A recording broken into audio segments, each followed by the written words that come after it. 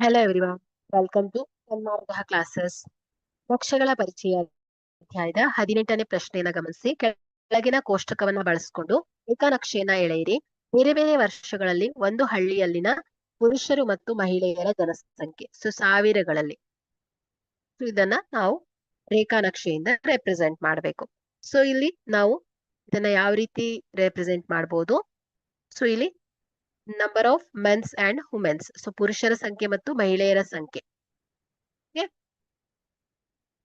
So ಇಲ್ಲಿ X ಅಕ್ಷವನ್ನ ನಾವು years ಇಂದ ರೆಪ್ರೆಸೆಂಟ್ ಮಾಡ್ತಾ ಇದ್ದೇವೆ. 2022, 23, 24, 25. ಸೊ ಇಲ್ಲಿ ವಾಯ್ ಅಕ್ಷವನ್ನ ನಾವು ಪುರುಷ ಮತ್ತು ಮಹಿಳೆಯರ ಸಂಖ್ಯೆ ಸಾವಿರಗಳಲ್ಲಿ ರೆಪ್ರೆಸೆಂಟ್ ಮಾಡಿದ್ರೆ ಸೊ ಗ್ರಾಫ್ ಯಾವ ರೀತಿ ಬರುತ್ತೆ ನೋಡಿ. ಸೊ ಇಲ್ಲಿ ನೋಡಿ 2022ರಲ್ಲಿ ಪುರುಷರೆಷ್ಟು 9,000, ಮಹಿಳೆಯರ ಸಂಖ್ಯೆ 8,000 ಇದೆ.